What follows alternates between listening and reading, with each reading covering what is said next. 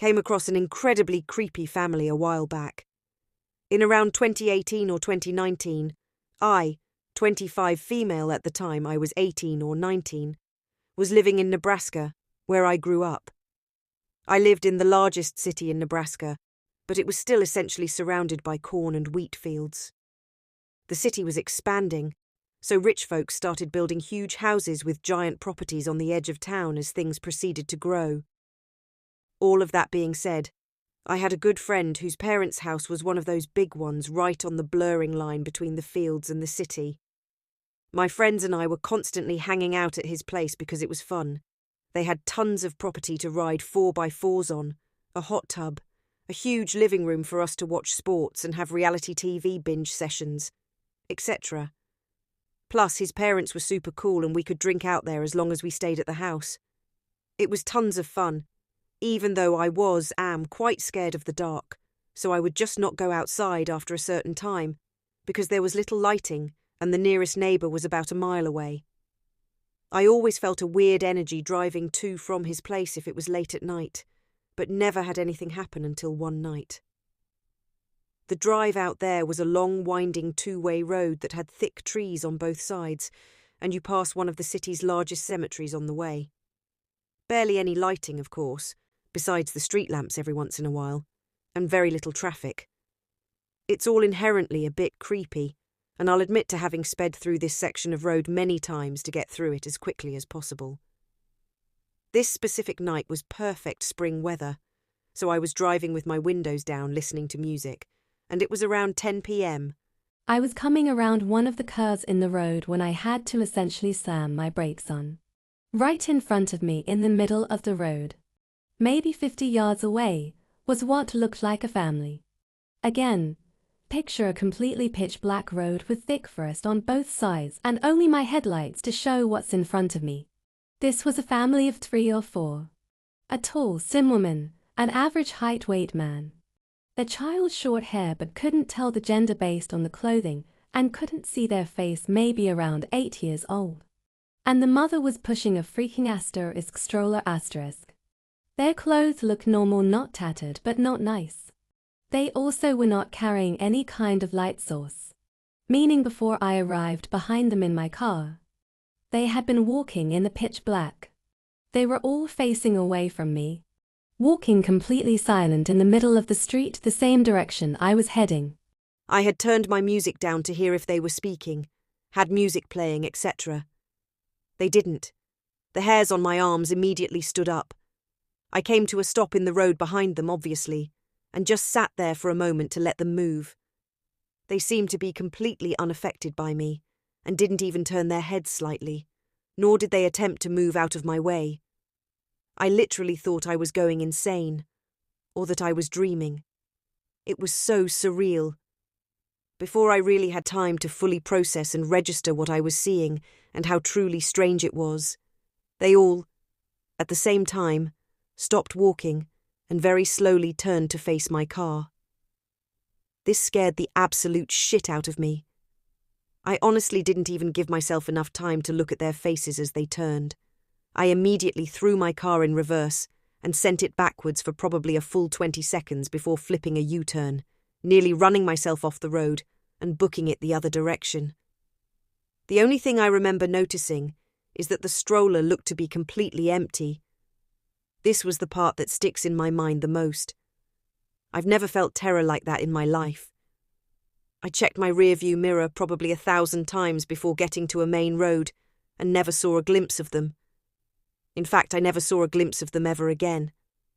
I tried asking my friend and his family about it, only to essentially feel like I was insane because of the way they looked at me.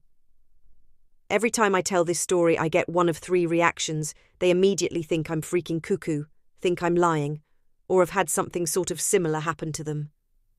I really don't care if no one believes me, honestly. It was, and still is, the creepiest thing to ever happen to me. I think about it all the time.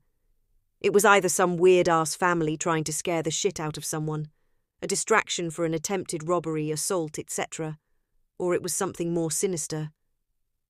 I'm going to tell myself for probably the rest of my life that it was the first option. Someone is messing with the women of my small hometown. Background: I live in a small Midwestern town with a population of about 400. This must have started around 6 or 7 years ago when I was around 13. My grandpa has owned a small house just off a highway, right smack dab in the middle of town, for over 30 years now. Around COVID times, my aunt moved in with him, and while my grandpa is a truck driver, so gone a good chunk of the time, I would stay with my aunt quite a bit. We had no Wi-Fi, so most of our pastime was spent colouring, listening to music or telling scary stories, mostly family stories. Around this time, we would sometimes hear the usual bumps in the night. One night, while my aunt was alone, she said she heard the sound of metal jingling but ignored it. Another few days go by. My grandpa comes home to find a lock on his cellar door to be in pieces on the ground, as if they were cut by bolt cutters. My aunt concluded that this must have been what she heard. The only other big thing that happened then was once my aunt heard her dog, a huge German Shepherd Great Pyrenees, barking uncontrollably outside. When she went out to check, a man was standing over the fenced-in backyard. He took off running when she came outside. Around a year later, my aunt moved out for a while, and nothing seemed to happen over at that house. At least that we know of course. There's no way of really knowing, considering my grandpa was at work weeks at a time, with no one else at the house. However, over at my house, this was when things started to pick up.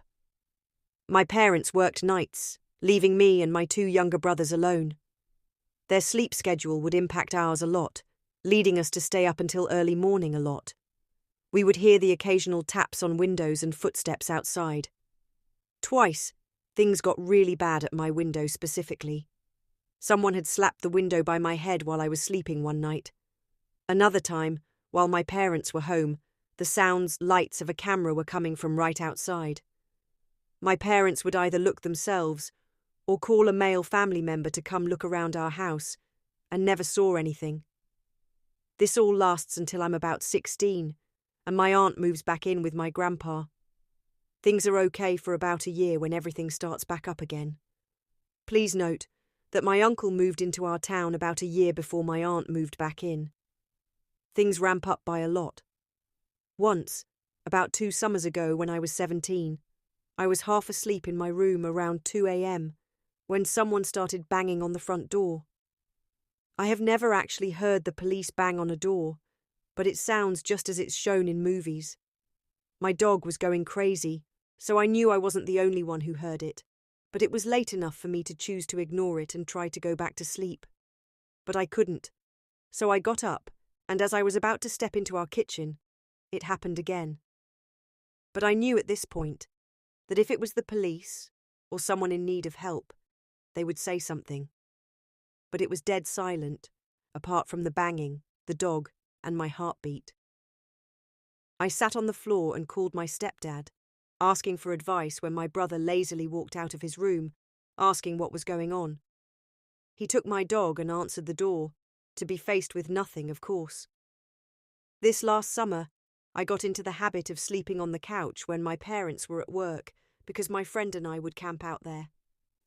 However, one night, when it was just me, I woke up at around 6 a.m. to both front and back doors completely wide open for no reason. None of our animals had run out, amazingly, so I had to conclude that they had just been opened. This happened a separate time, where I unfortunately didn't wake up, and my mum came home from work in the morning to doors blown open, and all of our pets in the yard to be rounded up. This past year has been horrible for my aunt when she's alone. 1. She is woken in the middle of the night to a man holding a flashlight in her window. 2. She had a small red dot hit her chest from the same window. 3. She came home one night and let her dog out, and when she did, 2 major things happened at once. She saw a man start taking off from behind a tree, and her dog started eating something that wasn't there before.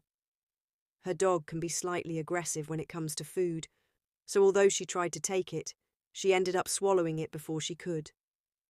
The dog later on acted as if she was sick and very tired. She wouldn't eat anything, Her tongue lolled and she cried. My aunt was worried sick, believing whoever was running off from behind the fence threw Benadryl in a burger patty at her dog to put her to sleep. Mind you, this dog is probably her biggest protection when she's alone. 4.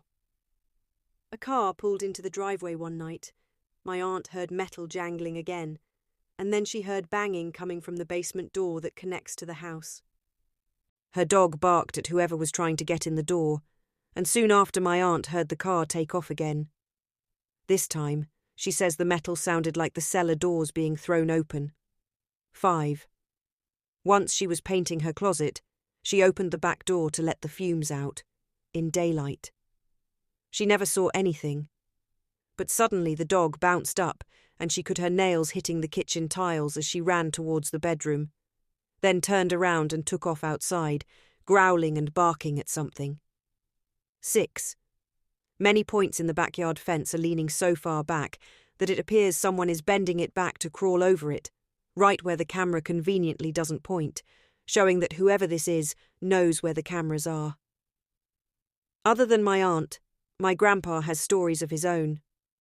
Twice, while he was home alone, he heard someone banging on the side of his house, and the second time, it sounded to him like they were fully body slamming the front door. Both times he went out to look, and no one had been there. But the most important thing, on his security camera, one night while my aunt was pulling into the driveway, there was a man crouched behind bushes, rolling down the hill, out of my aunt's sight as she got out. This is the only time a person has shown up on the cameras. However, it's not the first time they've triggered the motion sensor in them. It's happened quite a bit, but they're always just out of view before something happens. Based on all of this information, I originally thought this was just happening to our family for some odd reason, but upon asking some other women in the area, it's not just us. Other women, when they're home alone, have been experiencing similar things. A lady close to my aunt even mentioned someone full-on frogging, squatting and stealing her food at night. I'm not sure why it's happening, who is doing it, or what's going to happen when they're inevitably caught by someone, but it's scary nonetheless. It also seems to be ramping up as time goes by. The latest couple of happenings involving genuine attempts at break-ins, which never happened before my aunt left all those years ago. I saw a car disappear out of thin air. I think the driver was an NPC. A little less than a year ago, my younger sister and I had just finished helping our grandmother with some household chores, as she is in poor health and can't do much on her own. She lives in a large rural condo complex, 6 or 7 buildings with about 15 to 30 units varying per building, with multiple driveways and intersections connecting the parking lots. There isn't any designated parking, so I parked my car as close as I could to her unit.